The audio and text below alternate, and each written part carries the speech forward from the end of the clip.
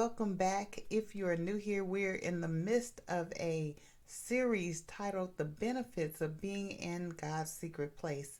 Today I'm coming from a very familiar passage of scripture, the 91 division of Psalm, and it just talks about the importance and the many benefits that we have when we enter into God's presence. So I already completed parts 1 through 5.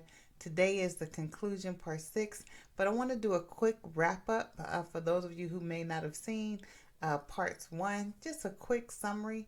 And I encourage you to go look at parts 1 through 5 when you have an opportunity. So the first part is Psalms 91, 1 through 2. He who dwells in the secret place of the Most High shall abide under the shadow of the Almighty. I will say of the Lord, He is my refuge and my fortress, my God, in Him I will trust. What are you saying today? And are you dwelling in the presence in that secret place? Are you under the shadow of the Almighty? Here's a quick overview of what those things mean. Secret place is an intimate place of divine protection, knowing that nothing can penetrate you when you're in the presence of God. The shadow of the Almighty is a metaphor for care and protection. We know that when we're outside of Him, we're in the elements.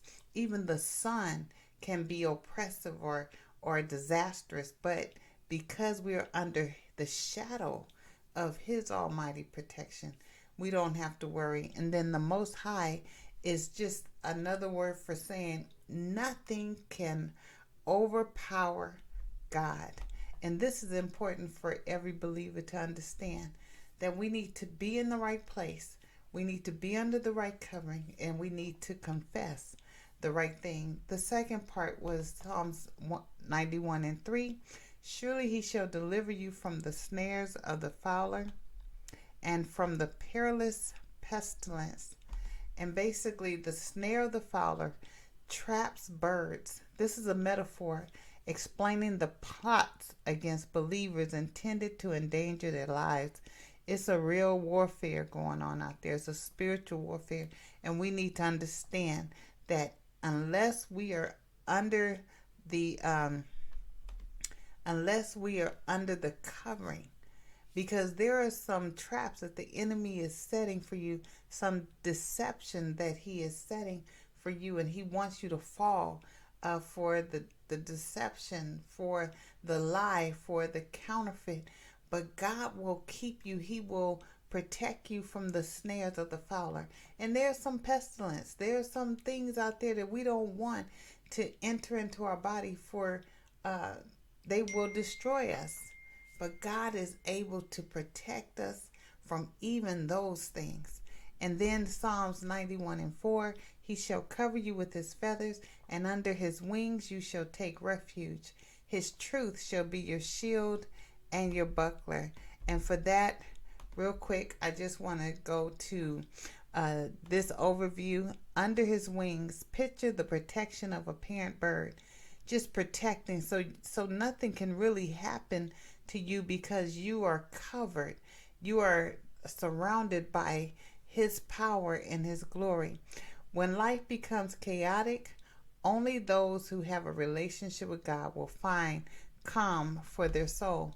And there's nothing like your soul not being calm. What that looks like is depression, oppression, anxiety, and stress, because you're not necessarily under the protection of God. So this particular passage is so powerful. The next part is Psalms 91, 5 through 6.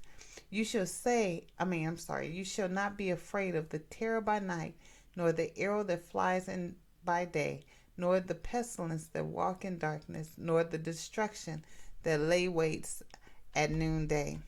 So many people are dealing with fear. So many people are dealing with the cares of this world and holding on to and trying to survive in what's going on. But we don't have to fear. We don't have to try to take matters into our own hands. A quick overview is there is no need to fear. 2 Timothy 1 and 7, for God has not given us the spirit of fear, but of power and of love and of a sound mind. We don't have to worry about what it looks like, what it feels like, what it seems like. We should know, regardless of what we see going on in the world, the pestilence, the arrows, the darts, the destruction that's laying wait for us. You have to understand, we are, because this is not our final destination, but there's some mines that may be along the way. But when you're in the presence of God, He will protect you from those things.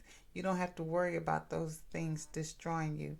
uh, Psalms 91, 7 and 8.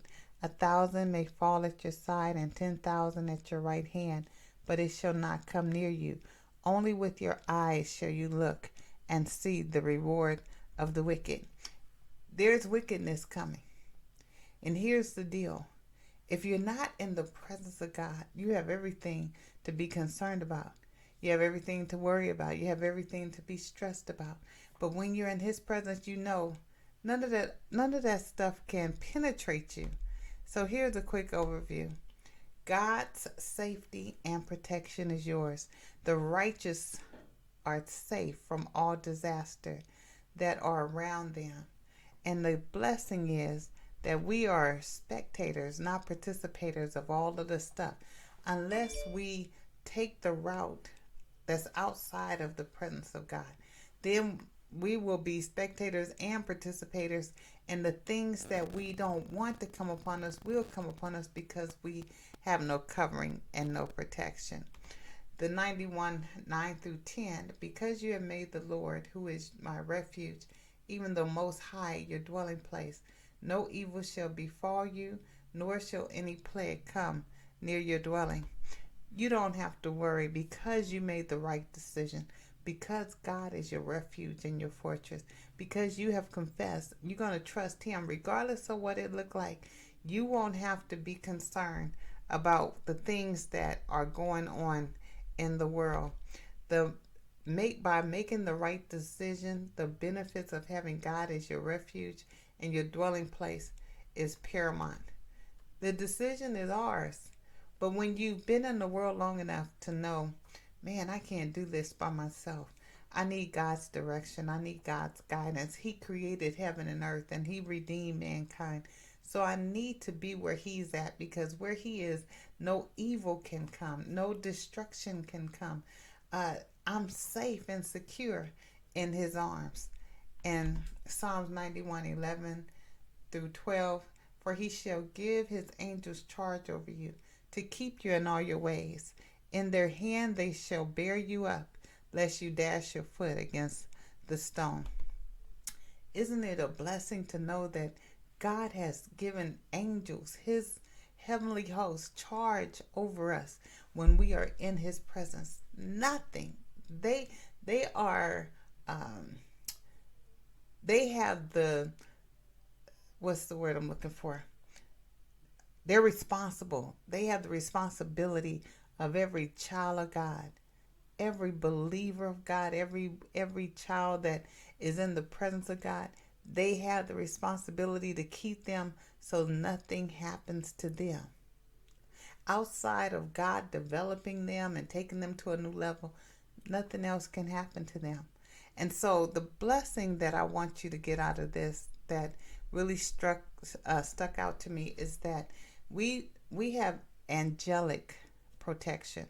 And when you look at Matthew 4 and 6, Satan misquotes the verse. He just says that you can fall and the angels will take charge of you. But when we look at this verse, it says, well, when you go to Matthew 4 and 6, you'll see that he misquoted the verse, and he basically just said, he left out the part to keep you in all your ways. That's what the whole point is, the angels to keep us in all of our ways. Jesus knew that when He was tempted by the enemy to do certain things. Don't just do things because you think that the angels are going to rescue you. No, the angels are there to keep you in all your ways, just like a big brother or a big sister is there to kind of guide you because they've been down that path. They want to make sure that nothing happens to you. That's the angel's role. And when you really understand that, as you remain in the presence of God, then you won't yield to the temptation to do things that God has already protected you from. When you're in His presence, there are things that you don't want to do because you don't want to do something that can cause you not to receive all the benefits that God has for you. The Psalms 91:13, you shall tread upon lions and cobras, the young lion and the serpent you shall trample underfoot. That is a powerful statement because these are things that nobody really wants to get close to, next to, but when you're in the presence of God, you're on top. You're on top of those things. You're on top of the most wicked things that look and appear to be strong. We know that the enemy goes about as a roaring lion. He's not a lion. He just may sound like one. He may appear like one, but he's not. He is under the foot of every child of God. And so that's a blessing. And even though the cobra might be subtle, might be you may be fearful, he may be intimidating, but you have to understand when you're in the presence of God, all those things are under your feet and you can trample over those things. So to tread is to walk over or on, and to trample is to cause destruction upon, to be forceful. You know, like an elephant trampling into a china shop, for example. That elephant is going to destroy everything in there. And as a child of God, in God's presence, that's the same force that you will have available to you. And then Psalms 91:14 through 15, because He has set His love upon me, therefore I will deliver him. I will set him on high because he has known my name. This is a blessing to every believer because you love God, because you have set your face towards Him, because you desire to spend time with Him, because you are obeying Him, because you love Him, because you recognize, more importantly, that He loves you. Because of all these things, the blessing of the Lord is upon you. It says, because you have loved God, deliverance, and you not only will you be delivered, but you will be set above your enemy. When you call, He will hear and answer. When you call on the Lord, He will hear you and He will answer you and He will help you on no matter what state because you are there with Him. Wow, what a powerful. And then the last one, Psalms 91:15 through 16. He shall call upon me and I will answer him. I will be with him in trouble. I will deliver him and honor him. With long life I will satisfy him and show him my salvation. That's what God does.